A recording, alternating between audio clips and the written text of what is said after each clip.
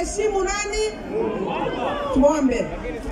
Baba, katika jina la Yesu Kristo mwana wa Mungu, tunasema ni asanti kwa sababu umetuleta pamoja kwa sababu ya kusudi lako.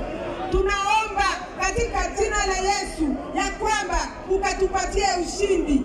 Tunaomba ukachukue ushukani Yesu. Tunakuita jina la Yesu. Tunamuita Yesu. Yesu. Yesu. Yesu. Uinue nchi yetu ya Kenya. Tumeona mengi Bwana, yale yafurahishi hata viongozi wetu wale tuko na wao mbele yetu siku ya leo. Tunaomba Baba ukahurumie watoto wako. Tunaliitia jina lako Bwana. Siku ya leo tumekuja mahali hapa kwa sababu ya kusudi lako na kwa sababu tunakupenda. Tunaomba ulete amani katika nchi yetu ya Kenya. Tunaomba Mungu wangu Baba ukumbuke familia.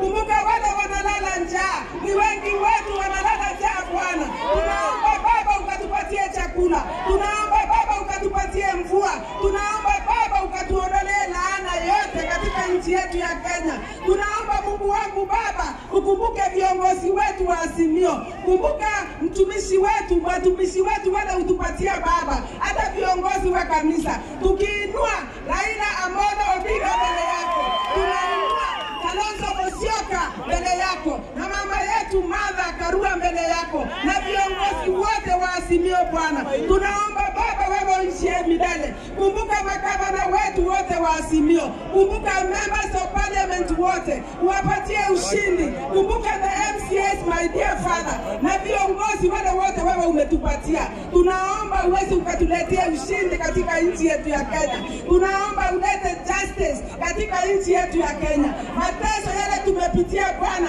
yakafike mwisho. Na vile Baba unataka kutendeke katika nchi ya Kenya, ukawe hivyo. Hiyo ndio maombi yetu leo, na tunaomba divine intervention. Divine intervention yako siku ya leo. Tunapokaa hapa Bwana, tumekuja kwa sababu ya jina lako. Na jina lako litukuzwe katika nchi yetu ya Kenya. Haya ni maombi yetu kama wanaazimio, ukisema Yesu ni Bwana na hakuna Mungu mwingine tutatumikia mahali hapa. Na ni katika jina la Yesu tumeomba na tumeamini.